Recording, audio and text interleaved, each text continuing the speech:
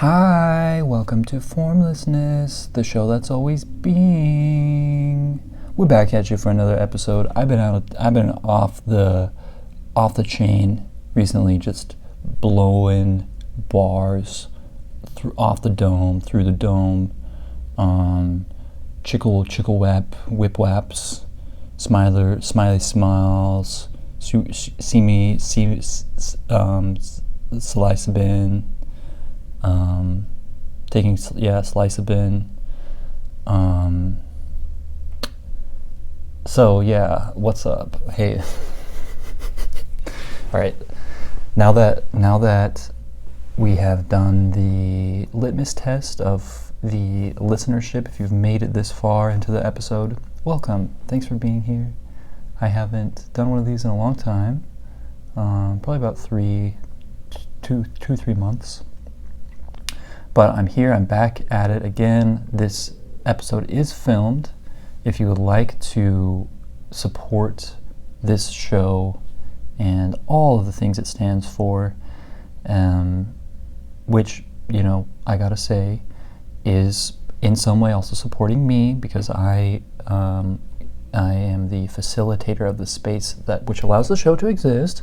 So, full disclosure, if you are supporting the Patreon, it is me that's getting that money. So, but it's finally figured out. It's taken many years to figure out how this Patreon works, and here's how it works. I know this is a little bit of an ad, but just bear with me, and just take a moment to take a nice breath and relax back into the gravity of your body. If you're standing or sitting or walking, just take a moment to fall back into yourself and just experience that bodily sensation while I take a little cup of my drink and I bring it to my mouth and I take a little sip, and then I continue on with the ad. Oh, that is disgusting. Ooh. Fuck. Alright, that was some hotel coffee with cream, with creamer, with sugar, but it tastes like, if I could somehow put it into words what it tastes like, it basically tastes like cardboard that has been infused with some sort of, with like lithium or something. I've never tasted lithium, but it's some metallic chemical.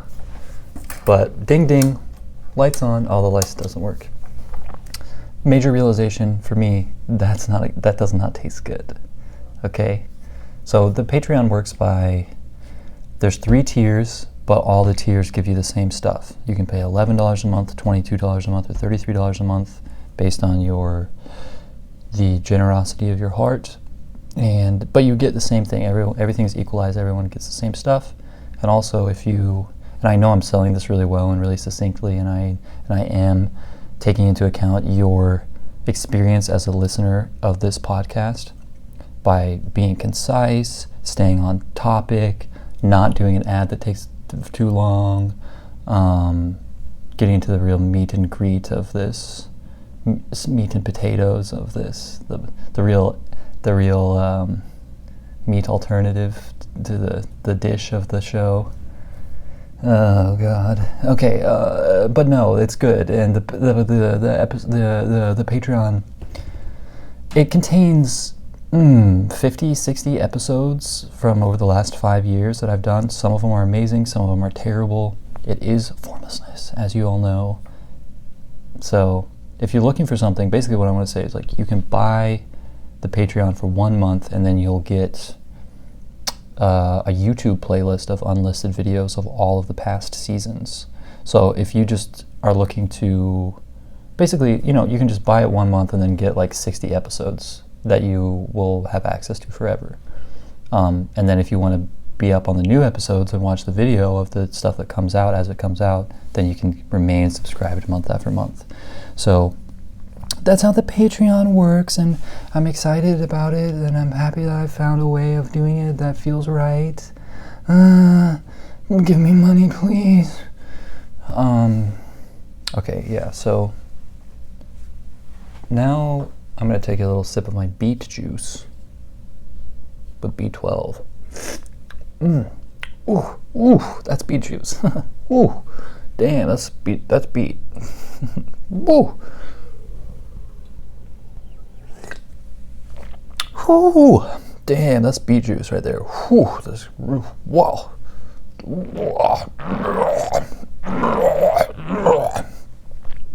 Whew. That's beet juice. Whoa. Okay, so I'm sitting at this angle that's like putting my body in a position where I'm not really like accessing too many of my records. So I'm going to change how I'm sitting so that I can speak to you and really get into the vegetarian option.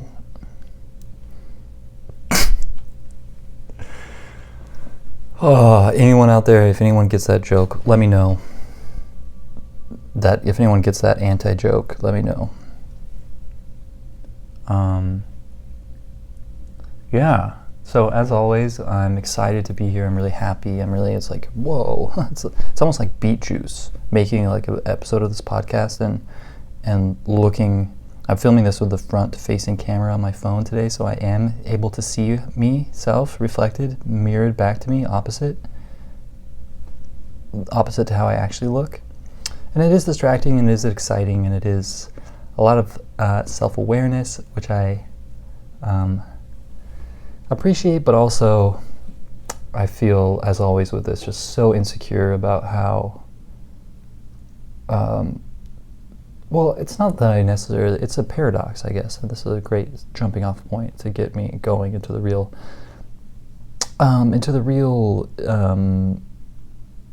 the main dish of this podcast, no matter what you eat, no matter what your diet. Yeah, and I know because the heater has come on that we are starting to get into some good stuff. So it is a paradox. I'm not insecure about how this podcast is going. This podcast in particular, this episode in particular, or this podcast in general. However, I'm so aware of this duality where I choose, it is formlessness, and I am sorry for not whispering it in the beginning, but I was so excited. I had to say it out loud.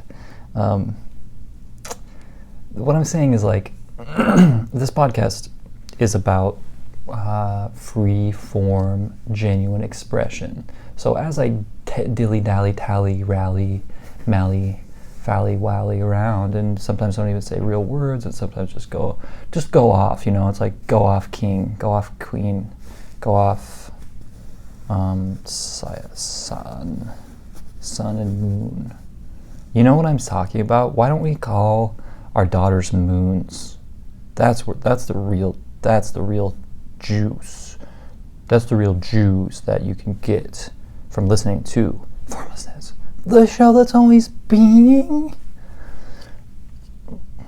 But no, it's like this this paradox where I do sort of feel, I am very aware, and I like to say honestly, I'm truly always thinking about your experience as a listener listening to this. As much as it might seem like I'm not, that is the paradox where, for me as a listener, I know that what I enjoy listening to most is things that feel truly authentic and things that feel like there's not a facade or a chauvinist. I wonder what chauvinist means. But all these people saying like, oh, I'm ADHD. Oh, it's like, being ADHD is not annoying, but talking about how you are ADHD is annoying. So it is these paradoxes that we find ourselves in life that balance and equalize the spectrum of their opposites. And so that being said, I think thanks for listening, and we're going to jump into the entree of this podcast, which is a nice listener's choice, because of the wide expanse of a variety of topics that I talk about just every second. I'm going to have a cup of my disgusting, horrible, putrid coffee. Oh, fuck. What the fuck is that? It tastes like metallized plastic. I don't like it. I don't like it. But what I do like is doing the podcast, and we're gonna get into it now. Thanks for listening to the intro section. Let's start off talking about spectrums. And the biggest spectrum, these are just updates over the past like 2 or 3 months that I just want to put out there and share with you. I'd love to hear what you think. If you have thoughts about any of this stuff that I'm going to get into. We're going to start off with sexuality being a literal, non-meaning, it's not a problem. It's not something that's worth, or it's not even like worth, I guess. What I want to say is like sexuality is not a personality. It's really not a part of our personality. And saying it out loud, I'm aware of like how much we think it is as a collective, in America. And yeah, like I said, there's a lot I want to talk about, and even at this point, it's sort of like irrelevant to basically America. I'm filming this on 9/11/2022, and America, it's sort of, even over the past couple weeks, it's clear that the majority of the first world countries other than America have integrated and moved past and through so many of the major issues that are just being recirculated in America. One of those is sexuality, where sexual preference is not a part of the identity, in the sense that it is part of the identity. It is part of the identity. It's not a character trait. It truly is not a character trait. It's not something that is like a pinpoint focal point of anyone. Basically, sexuality works like this. Sexuality from like a physical standpoint, like literally, that the concept of sexuality in how it relates with the human species works like this. It's one spectrum between heterosexual and homosexual. Everybody's on the same spectrum. Everybody is on the same spectrum. Everyone is on the spectrum of bisexuality. Some people are 100% straight. Some people are 100% gay. Some people are 90. I would say I'm like 97% straight. Yeah, and maybe nobody is fully 100% either way. But it doesn't. The point is, it doesn't matter. Even me sharing my sexual preference, you can tell the energy of it is like annoying. Why are you sharing that? Why? It doesn't matter. It's not something that is worthy of being a focal point of identity or personality or anything like that. Because it literally doesn't matter. It doesn't change anything about who someone is. Doesn't mean anything. It's just life. Like, that's it.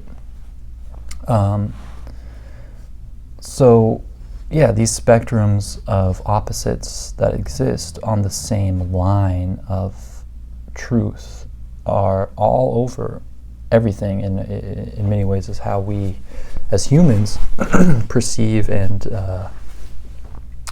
navigate reality, where we discern the specifics of energetic concepts in that way of comparing and contextualizing them with their opposites, or with their balancing, equalizing other, which is, it is not really other, it is the same as self. Like, you can talk about this in terms of physical sex, where like the difference between male and female. Female is not the opposite of male. It is in a two-dimensional perception, but in reality, male and female are the same thing. They're one. They're one thing. Sexuality, sex, gender, it's one thing. And then within that spectrum of oneness, that solid line of connection, there is a space of differentiation there between male and female, and it's these things that are one thing but have two sides. That is how everything works. And when we acknowledge and remember and interact with things with that understanding of the fact that they are one, they're actually one, there's not a point where one becomes the other, because they're always both, even though you can have things that appear to be one or the other, they're still always both. So these things seem to be integrated a lot in other countries, and America. There's so much just regurgitating, recircling of trauma, and just literal a societal status quo that is antithetical to human life. Truly, I mean, it truly is. The society of America is against humans being alive and existing. Very dire situation, and the path through this, the path to continued existence, continued health, continued well-being, the ability for humans to exist now and in the future, is through realizing these things, and there, through that realization, not continuing to reciprocate ways of being, ways of living, and ways of interacting that are destructive to everyone's ability to be alive. So that same thing exists with discrimination. Basically everything I've talked about in terms of sexuality exists in discrimination, where there's not that much more to be said, except for the fact that, like,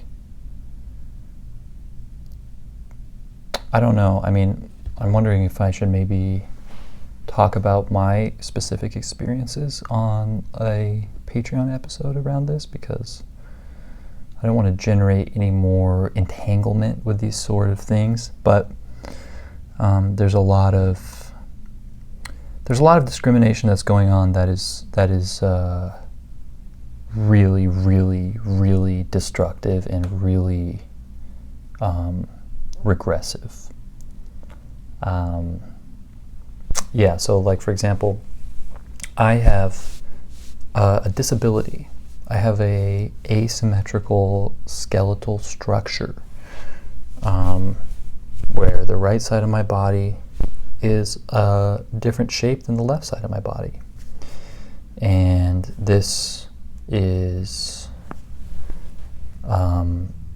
something that I was born with. I was born with slight scoliosis, and it was something that was exacerbated by my unconsensual early childhood of being made to be a classical violinist.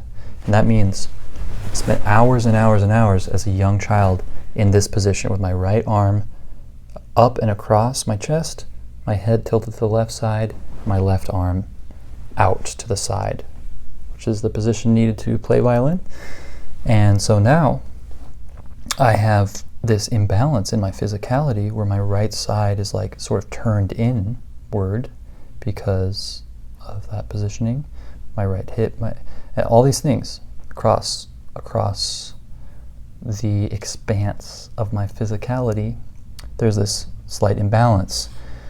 And it's something that I work to balance literally every moment of every day, every movement I make. And it causes a lot of hardship for me personally where, it causes a lot of hardship on like an inner level in the sense where like I'm often in pain all the time. I have to eat very specifically because my right hip doesn't allow for my digestive tract to be fully open, so it's really easy for me to get like bacteria imbalances or just digestive problems in general. So that's something I've just been dealing with my whole life, and back to the present, that's just context for what I want to talk about, which is that there is this discrimination going on in America, especially, where people are in such a state of fight or flight, such a state of trauma. Like I said, the government and social status quo here is literally antithetical to humans being able to live, being able to exist, being able to be existent. It is not, you're not allowed to just exist in this societal status quo, not by any means. I mean, not at all. So everybody is literally, I mean, it used to be better a few years ago, but with things, how things have been consciously, how things have evolved through the conscious choices of the power structures that be, things have gotten, like, I think, I don't know if anybody is incontaminated anymore, in the sense where, incontaminated from this survival state where everybody's out to get each other, everybody's against each other, which is the exact thing that will destroy our species, and which is the thing that regresses us back to subhuman animalistic tendencies, and the thing which makes all of our lives more difficult and worse on every level. And these things are being enforced by the conscious choices of the power structures that govern the workings of society. So I've been experiencing these. Okay, so that's all context. I'm going to do I'm gonna speak to some people here within this podcast episode. I'm gonna create a little bubble inside of this episode and speak directly to some people that I've experienced these things with, and because of this context, I'll probably clip this out and send this to them. But you as the listener know the full story.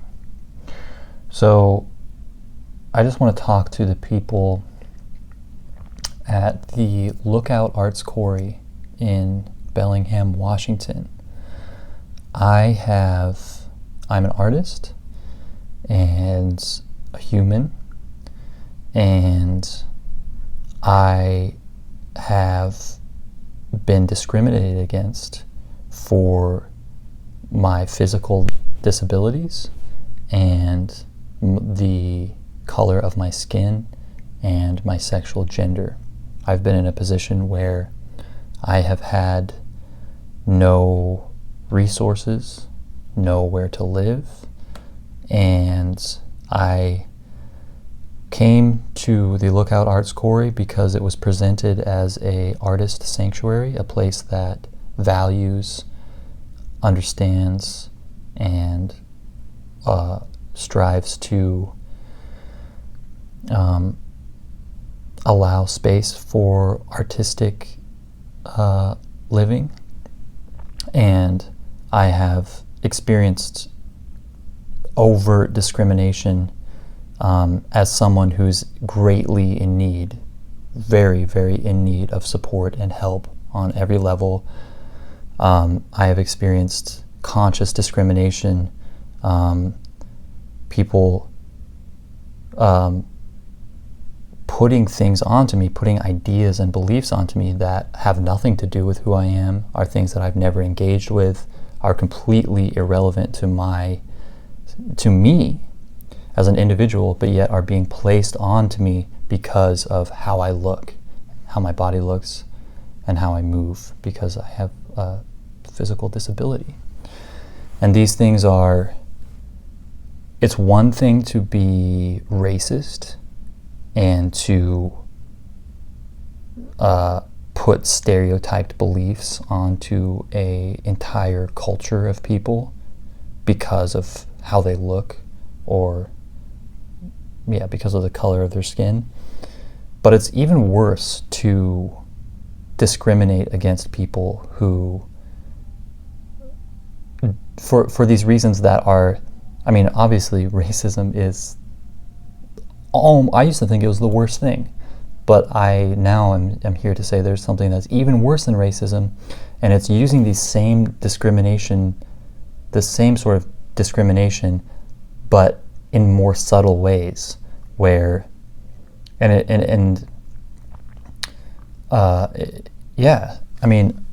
think that discriminating against someone versus race or versus gender is about, it just feels, I think it's about equal, but to me it feels worse to discriminate someone based on gender versus race, because it feels like almost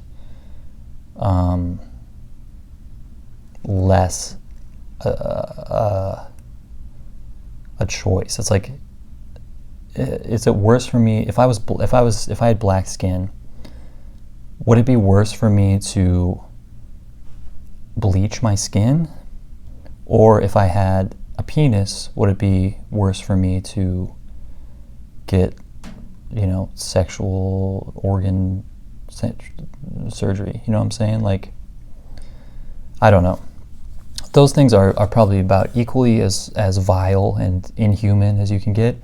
But discriminating against people because they have a disability, I think, is even worse, because I don't know. I don't know. Basically, I just experienced being discriminated against in a way where I was very vulnerable, very in need. I needed things like water and food. And there's a whole group, this is at the Lookout Arts Corps in Bellingham, Washington.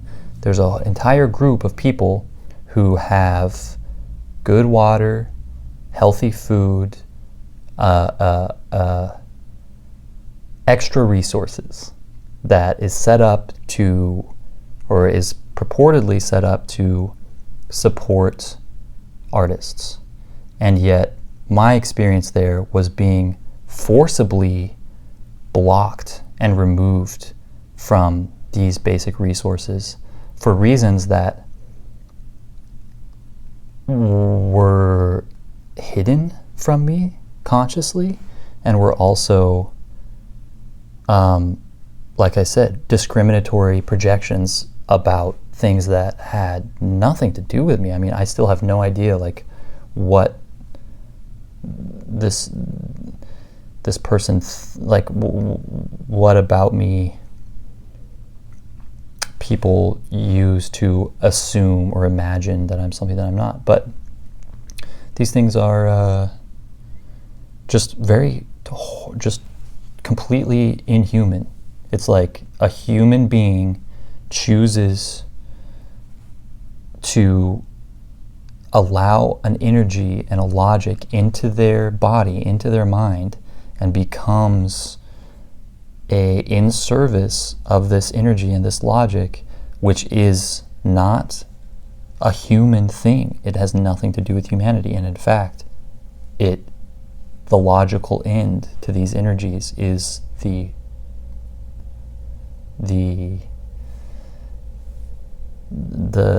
lack of survival of the human species. So, basically,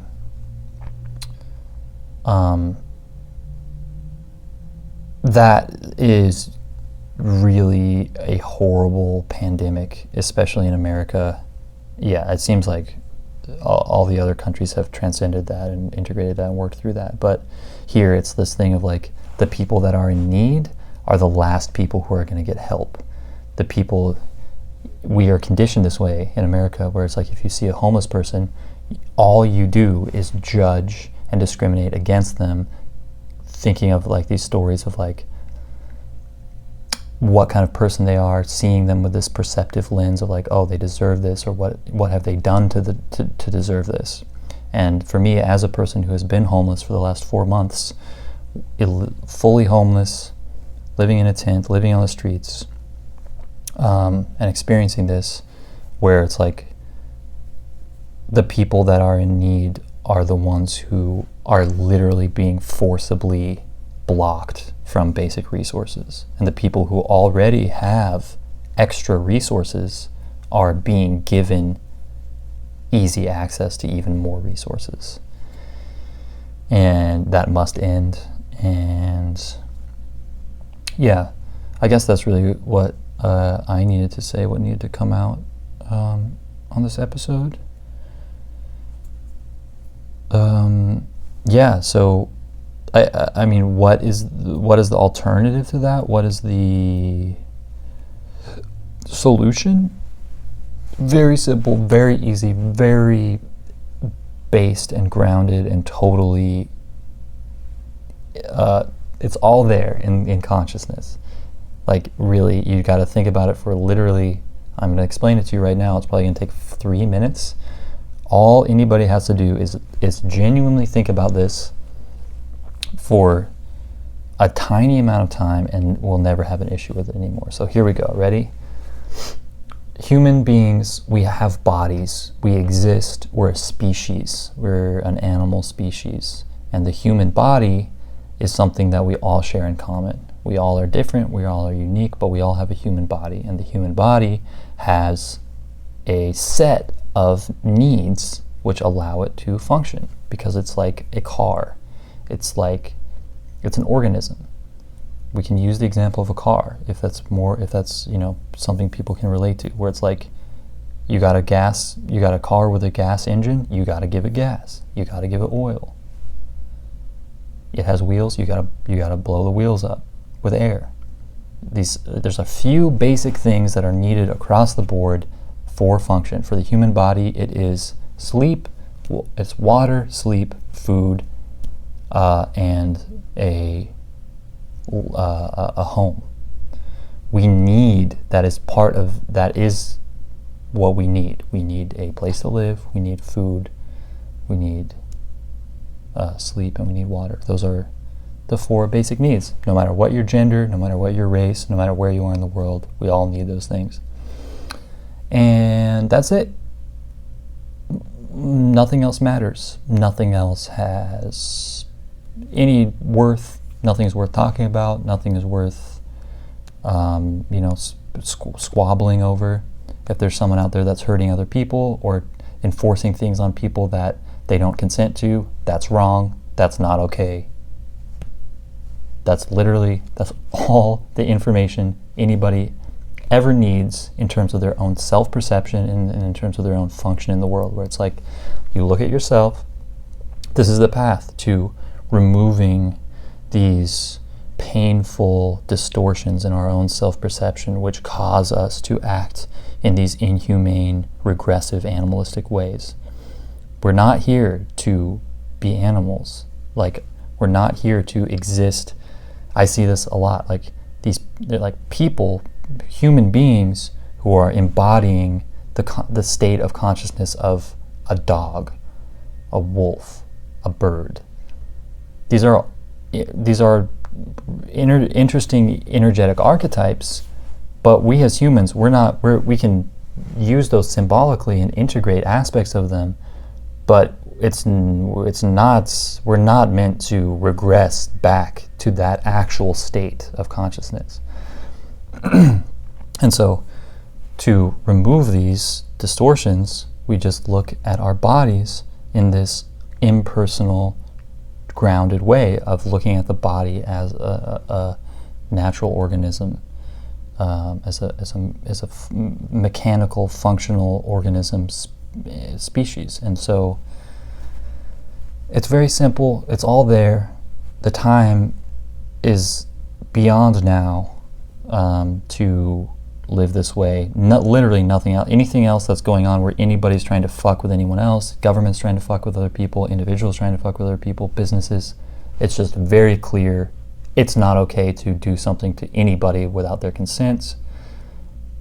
It's not okay to do something that impacts anybody in a real way without their consent.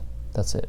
So it doesn't matter if you're gay or straight or black or white or yellow or red or whatever, male or female or whatever. We are a human species, and that does exist, and that is real, and that's all we gotta know to live in peace and abundance. The other thing is, like, if you have enough food for 2 meals and you're sitting next to someone who has no food for 0 meals, you give them half your food. If you have 2 cars and there's someone who has no cars, you give them your car. That's all we got to do to equalize and continue living. And it really, literally is the case that if we don't do this, if we don't do this now, today, in all of our actions, our species is over. It's all over. But if we do this, it can literally become a utopic, balanced, healthy, happy, enjoyable life for every single person living on this planet today. So quickly, if we do this, literally so quickly, there is still a tiny sliver of time where if we start doing this today, if we start doing this now, it can be a true heaven on earth for everyone who's alive. There's not too many people yet. That's a big misinformation that there's too many people alive. No, the problem is the extreme imbalance of resources, not only between individuals, but in terms of like physical hotspots where there's like one area of this, the city's really dense, and then there's like all this land where it's total wilderness. Those sort of things create problems. So the equalization of all resources and information across the physical, mental, emotional realms is what we must do to continue to survive as a species and to thrive as a species and to transcend all of these issues. It's time. So thanks for listening. Thanks for being here. Let me know if you have any thoughts about this, or if you'd like to come on the show. It's the show is a lot more accessible and listenable when I have a guest. I'm very good at conversing with guests, and doing a podcast by one's self is a real feat. And so, yeah, I'm doing pretty well. All right. Much love. See you, and smell you late. Smell. We're all connected.